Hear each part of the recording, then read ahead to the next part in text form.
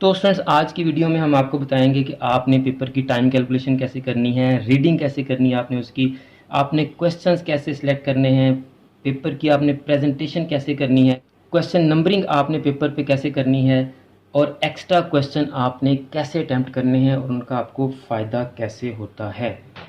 तो स्टूडेंट्स मुझे उम्मीद है कि आपको एक्स्ट्रा क्वेश्चंस करने का फ़ायदा भी समझ आ गया होगा और आपको पेपर की प्रेजेंटेशन भी बड़ी अच्छी तरह समझ आ गई होगी। आऊज़ुबिल्लाहिमिनश्शैतानिर्रजीम बिस्मिल्लाहिर्रहमानिर्रहीम। अज़ीज़ तुलबा व तालिबात, मोहतरम असातिज़ा इकराम, मॉडर्न नॉलेज अकेडमी के नाज़रीन, अस्सलामु अलैकुम व रहमतुल्लाहि व बरकातुहू। जैसा कि आपके नॉलेज में है कि हमने बच्चों के लिए पेपर्स की तैयारी और एग्ज़ामिनेशन के हवाले से कुछ टिप्स, ट्रिक्स और टेक्निक्स की एक वीडियो सीरीज़ शुरू की है। तो लेकिन आज पंजाब के तमाम बोर्ड्स के आईकॉम पार्ट 2 के स्टूडेंट्स के लिए स्पेशली वीडियो बनाई जा रही है, क्योंकि बच्चों ने बहुत रिक्वेस्ट की कि सर हमारा बिज़नेस स्टैटिस्टिक्स का कल पेपर है, तो आप हमें पेपर की प्रेजेंटेशन के हवाले से बताएं।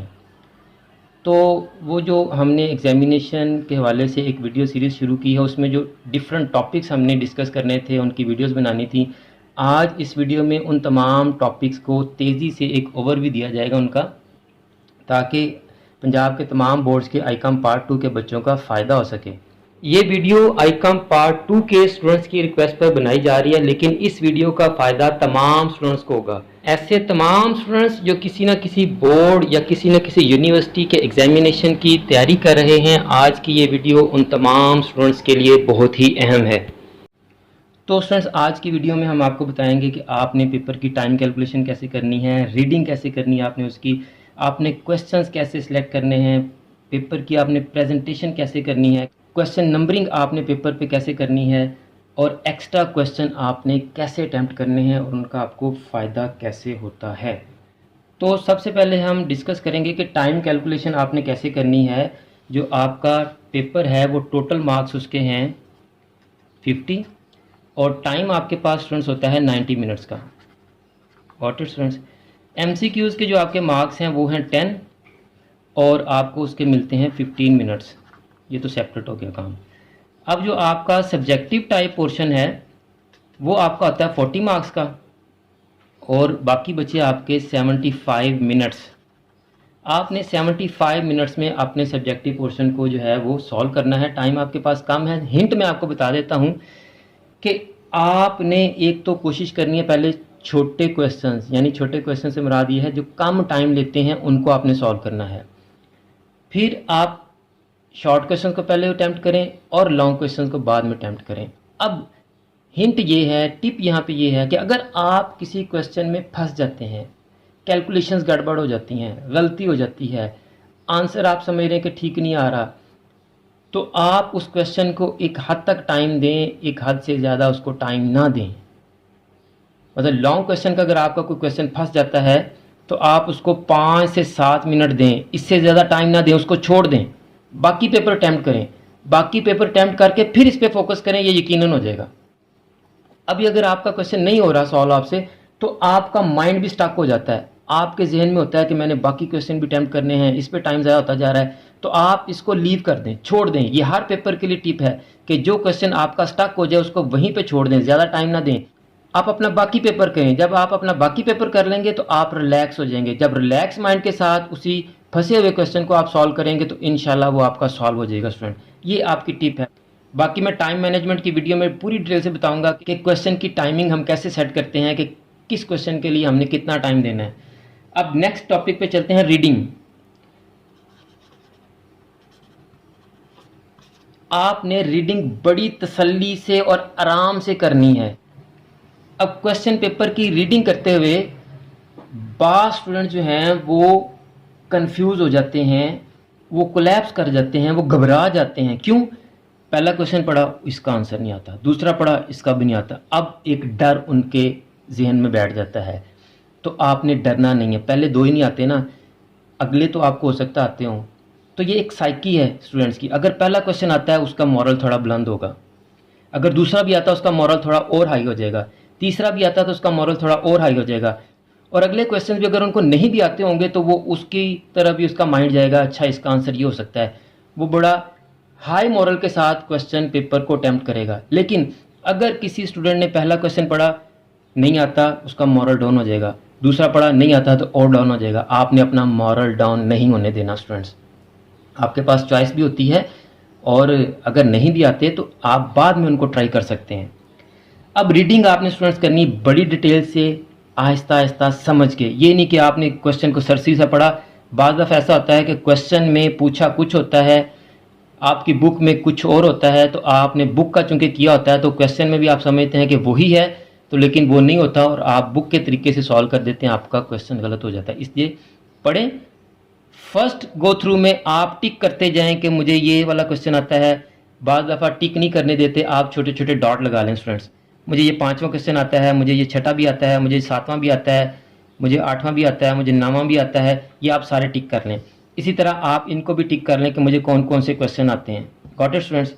मैं सिर्फ एक का बताऊंगा, सबका बताऊंगा तो आपका टाइम बहुत ज़्यादा हो जाएगा।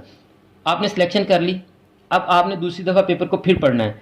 अब आपको जो सबसे अच्छा क्वेश्चन आता है, आपने अपने पेपर के स्टार्ट में वो वाले क्वेश्चंस करने हैं जो आपको बहुत अच्छे आते हैं और बिल्कुल एक्यूरेट आंसर आपको उनके आते हैं। आपका इंप्रेशन बहुत अच्छा बैठ जाएगा।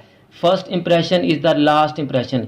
अगर आपने पहला क्वेश्चन ही गलत कर दिया, पहली हेडिंग में ही बाज़ बच्चे स्पेलिंग मिस्टेक कर देते हैं, तो इंप्रेशन अच्छा नहीं जाता। पहले 2-3 क्वेश्चन आपके इंतहाई आउट क्लास होने चाहिए, तो फिर आप सिलेक्शन करें कि मुझे इनमें से बेहतर कौन से आते हैं। उनके साथ आप डबल टिक लगाएं या डबल डॉट लगाएं, जैसे मर्जी करें आप। अब ये मैंने सिलेक्शन कर ली कि ये 4 मुझे इंतहाई बेहतरीन क्वेश्चन आते हैं, तो डबल डॉट वाले या डबल टिक वाले आप पहले करें, और फिर जो आप करते जाएं उनको साथ साथ आप क्रॉस भी करते जाएं कि ये मैंने कर लिया है। जैसे यहाँ आपने 6 शॉर्ट क्वेश्चन करने हैं, आपने टिक 6 किए होते हैं लेकिन सॉल्व 6 नहीं किए होते। आप समझ रहे होते कि मैंने 6 ही किए हैं, तो लेकिन आप एंड पे लाजमी रीडिंग दोबारा करें कि हमने जितने क्वेश्चन करने हैं सारे कर लिए हुए हैं, कोई क्वेश्चन रहता तो नहीं है। तो ये आपकी होगी क्वेश्चंस की सिलेक्शन, कि आपने क्वेश्चंस को सिलेक्ट कैसे करना है। सिलेक्शन होगी स्टूडेंट्स। उसके बाद आपकी है प्रेजेंटेशन। प्रेजेंटेशन में भी बहुत लंबा टॉपिक है ये, लेकिन मैं आपको मेन पॉइंट्स बता देता हूँ। आपने ना तो कंजूसी करनी है और ना ही फराख दिली करनी। इससे मुराद ये है कि आपने ना तो तंग तंग लिखना है और ना ही इतना खुला लिखना है कि पेपर चेक करने वाला समझे कि ये खाम खाम में पेपर भरा हुआ है, ये आता नहीं है बच्चे को लेकिन पेपर को भरने की कोशिश कर रहा है। ये इंप्रेशन भी आप नहीं देना, और तंग तंग गड़मड़ करके भी नहीं लिखना है। कटिंग और ओवर राइडिंग को अवॉइड करना। आपने कटिंग नहीं करनी स्टूडेंट्स। कटिंग का मतलब है आप इनवाइट कर रहे हैं एग्जामिनर को भी आपके नंबर काट ले। कटिंग से अवॉइड करना है। अगर आंसर लिखते हुए आपने कोई गलती कर दिया तो उसकी कटिंग आपने कैसे करनी है वो मैं आपको बता देता हूँ, टिप दे देता हूँ। इसका भी एक पूरा टॉपिक है, पूरी एक वीडियो बनेगी। लेट्स सपोज यहाँ मैंने मीन लिख दिया गलती से, यहाँ मीडियन लिखना चाहिए था। इसकी कटिंग करने का जो तरीका बच्चे अडॉप्ट करते हैं, ऐसे ऐसे पेज ही फाड़ देते हैं। ऐसे कटिंग नहीं करनी। आपने कटिंग करनी है तो बिल्कुल रेड पेंसिल लें। लेट्स सपोज ये गलत वर्ड लिखा गया, इसकी कटिंग करनी है। कच्ची पेंसिल लें, आप उसको जस्ट ऐसे हल्की सी लाइन लगा दें, बिल्कुल लाइट सी। जब वो पढ़ेगा तो उसको पता चल जाएगा ये गलत है। लेकिन आप अगर इस तरह से मक्खी बना देंगे तो वो आप दावत दे रहे हैं कि ये मैंने गलती की, यहाँ आके सर्कल लगाओ, मेरे नंबर काटो। ये काम आपने स्टूडेंट्स नहीं करना। और लिखाई आपकी जैसे मर्जी है, आपने साफ लिखना है, गंद नहीं मारना। और सिर्फ आपने ब्लू पेन इस्तेमाल करना है, ब्लू इंक यूज़ करनी है। आप पॉइंटर से लिख लें, आप बॉल पेन से लिख लें, इंक पेन से लिख लें, लेकिन ब्लू कलर यूज़ करेंगे आप। ग्राफ्स को ड्रा करते हुए आप शेडिंग कलरफुल नहीं करेंगे, आप ब्लू से ही आप डिफरेंट शेड कर देंगे। या जिन चीज़ों के आप ग्राफ बना रहे हैं आप उनके नाम ग्राफ्स में लिख सकते हैं। ग्राफ्स के लिए आपको सेंटर से ग्राफ पेपर मिल जाएंगे। अगर आपको ग्राफ पेपर सेंटर से ना मिले तो आप पेपर की शीट पर भी ग्राफ ड्रा कर सकते हैं, आपका ग्राफ चेक हो जाएगा स्टूडेंट्स। मार्जिन लाइंस आप कोशिश किया करें कि सिर्फ एक साइड पर, अगर इंग्लिश का पेपर है तो आप लेफ़्ट साइड पर एक मार्जिन लाइन लगा लें, और अगर उर्दू का पेपर है तो आप राइट साइड पर एक मार्जिन लाइन लगा लें। बच्चे क्या करते हैं, पेपर भरने के लिए एक मार्जिन लाइन इधर लगाई, एक मार्जिन लाइन इधर लगाई, और लिखने के लिए थोड़ी सी जगह छोड़ते हैं। क्यों कि हम थोड़ा भी लिखेंगे तो ज़्यादा पेज भर जाएंगे। तो इस तरह के कामों से आपके नंबर नहीं बढ़ेंगे, आपका इंप्रेशन ही ख़राब होगा। मार्जिन लाइन लगानी है आपने, बिल्कुल हल्की सी लगा दें, मार्जिन लाइंस कैसे लगाते हैं इसकी भी एक पूरी वीडियो है, तो हमारी प्रेजेंटेशन भी होगी। अब क्वेश्चंस की नंबरिंग पे आते हैं। वेरी इंपॉर्टेंट टॉपिक है स्टूडेंट्स, ये बच्चे बहुत गलती करते हैं इसमें। देखें यहाँ मैंने क्वेश्चन नंबर 5, 6, 8 और 9 सेलेक्ट किया है। अब बच्चे क्या करते हैं, क्वेश्चन नंबर 5 करने लगे ना, तो उनका तो पहला क्वेश्चन है ना, आंसर शीट पे तो वो पहला सॉल्व कर रहे हैं, इसलिए वो क्या करते हैं कि वो क्या करेंगे, क्वेश्चन नंबर 2 और यहाँ 1 डाल दिया। 1 बच्चा क्यों डाल रहा है कि वो पहला क्वेश्चन कर रहा है, करना उसने कौन सा है, 5वां, तो ये गलत है। आप लिखेंगे क्वेश्चन नंबर 2 और पार्ट 5। जो पार्ट क्वेश्चन का जो नंबर आप पहले सॉल्व कर रहे हैं आप उसी को लिखेंगे यहाँ पर, चाहे आप आखिरी वाला भी पहले सॉल्व करें तो आप पहले यही लिखेंगे। ये हो गया सॉल्व हमारा। अब अगर हम 9th वाला सॉल्व करना चाहते हैं तो आप क्वेश्चन नंबर 2 के साथ यहाँ नंबर 9 ही लिखेंगे, ये करेक्ट वे है। और कुछ बच्चे क्या करते हैं, ये पूरा पूरा सवाल लिखना शुरू कर देते हैं। पूरा पूरा सवाल लिखने की ज़रूरत नहीं, नंबरिंग से ही गुजारा हो जाता है। अगर आपकी नंबरिंग ठीक है, अगर आपकी फिर भी तसल्ली नहीं हो रही, तो नंबरिंग के साथ साथ आप क्वेश्चन में जो हेडिंग बनती है वो हेडिंग दे दें। Got it student? जैसे ये 9 वाले में डिफाइन टैबुलेशन है तो आप सिर्फ टैबुलेशन लिख दें, गुजारा हो जाएगा आपका। What do you mean by pie chart, तो सिर्फ पाई चार्ट लिख दें तो आपका गुजारा हो जाएगा। What do you mean by pie chart लिख के टाइम ज़ाया ना करें। अब कुछ स्टूडेंट क्या करते हैं कि हेडिंग्स लिखते हैं, जैसे टैबुलेशन की हेडिंग लिखी, अब स्केल लेंगे तो 2 लाइनें लगाएंगे नीचे इसके। ऐसा ना करें, आप सारी हेडिंग्स लिख लें, पेपर के एंड पे आप स्केल के साथ 1 या 2 मिनट लगेंगे, सारी हेडिंग्स को आप अंडरलाइन कर लेंगे स्टूडेंट्स। तो ये हो गया आपकी क्वेश्चन नंबरिंग। अब एक्स्ट्रा क्वेश्चंस करने के लिए, जैसे कि मैंने क्वेश्चन नंबर 2 स्टार्ट किया था, मैंने एक क्वेश्चन कर लिया, फिर मैंने दूसरा भी कर लिया, फिर मैंने क्वेश्चन नंबर 2 का पार्ट मैंने यहाँ सेलेक्ट किया हुआ था, 5 कर लिया हमने, 9 कर लिया हमने, 5 और 9 दोनों कर लिया हमने। अब मैंने करना है 6, मैंने 6 भी कर लिया जी। फिर मैंने किया है जी 8th भी कर लिया, 4 हो गए हमारे। फिर मैंने कर लिया जी 3 भी कर लिया, इसका पार्ट 5 हो गए। फिर मैंने पार्ट इसका कर लिया जी 7 भी कर लिया। अब देखें 6 हमने अटैम्प्ट करने थे, 6 मैं कर चुका, 1 2 3 4 5 और 6। अब एक्स्ट्रा क्वेश्चन अटैम्प्ट करने के लिए इस क्वेश्चन नंबर 2 का अगर आपने कोई एक्स्ट्रा पार्ट करना है तो अभी नहीं करना, आप अपना क्वेश्चन नंबर 3 करें, इसको शुरू करें, इसको ख़त्म करें, फिर आप लॉन्ग क्वेश्चंस पे जाएं, इनको करें, और टाइम बचे तो फिर आप क्वेश्चन नंबर 2 के एक्स्ट्रा क्वेश्चंस करें, क्वेश्चन नंबर 3 के एक्स्ट्रा क्वेश्चन करें। लॉन्ग क्वेश्चन का अगर आप कोई एक्स्ट्रा करना चाहते हैं तो करें, टाइम सेव होगा तो, आपके पास टाइम बचेगा तो करें, अगर टाइम नहीं बचता तो इन्हीं को अच्छी तरह करें। अब एक्स्ट्रा क्वेश्चन के लिए आप पहले ही यहाँ पे जगह छोड़ दें, यानी मैं क्वेश्चन नंबर 2 का पहला पार्ट एक्स्ट्रा करना चाहता हूँ तो आप क्वेश्चन नंबर 2 का पार्ट 1 लिख के उसके नीचे 4-5 लाइनें एस्टिमेटेड, जितनी आप समझते हैं कि जितनी लाइंस में इस क्वेश्चन का आंसर लिखा जा सकता है आप उतनी लाइंस छोड़ दें, एक ज़्यादा भी छोड़ देंगे तो चल जाएगा। अब हमने ये लाइनें छोड़ दी, फिर क्वेश्चन नंबर 2 का मैं एक और एक्स्ट्रा क्वेश्चन करना चाह रहा हूँ पार्ट 2, तो उसकी भी आप जगह छोड़ दें।